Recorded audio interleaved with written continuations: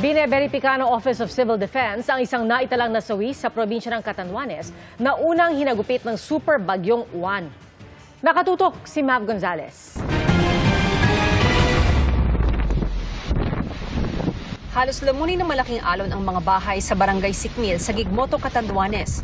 Dahil sa tindi ng hampas ng tubig, mabilis na binaha ang kalsada. Umambalos naman ang napakalaking alon sa Barangay JM Alberto sa Baras, Catanduanes. Yan na yung tubig. Kita kung paano mabilis na pinasok ng tubig ang mga bahay sa naturang barangay. Halos mag-zero visibility habang binabayon ng malakas na hangin at ulan ang Barangay Ibong Sapa sa bayan ng Virac. Sa tindi ng hangin, kita kung paano pumagaspas ang punong yan. Umaga pa lang, ramdam ang epekto ng bagyo sa lalawigan.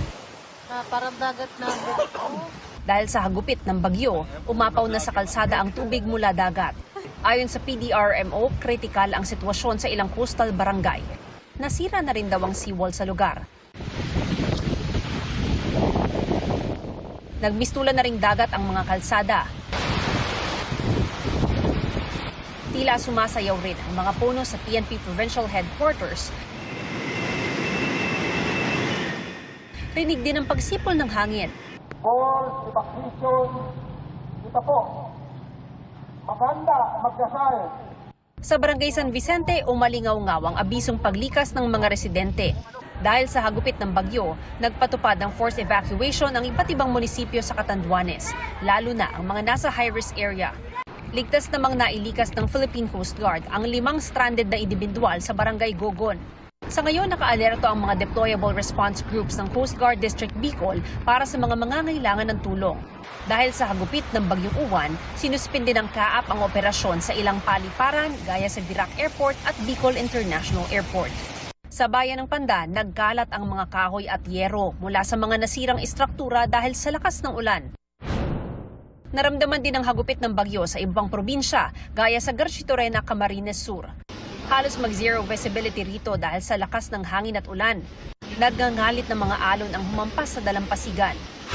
Sa bayan ng Karamoan, inabot ng tubig mula sa dagat ang mga kabahayan. Pinatumba na rin ang ilang puno sa lugar. Halos maubos naman ang mga sanga at dahon ng mga puno sa Daet, Camarines Norte. Nagtumbahan ng mga poste sa paligid, kaya sa ngayon, walang supply ng kuryente sa buong probinsya. Nagkalat naman sa kalsada ang mga nagbagsakang sanga ng mga puno sa bayan ng Labo. Binayo rin ng malakas na hangin at ulan ang probinsya ng Albay. Pinasayaw ng malakas na hangin ng mga puno. Ang mga puno ng saging natumba na. Sa boundary ng Barangay Maipon at Barangay San Rafael sa bayan ng Ginobatan, tumagilid ang tulay ng PNR Railways dahil sa lakas ng ragasan ng baha.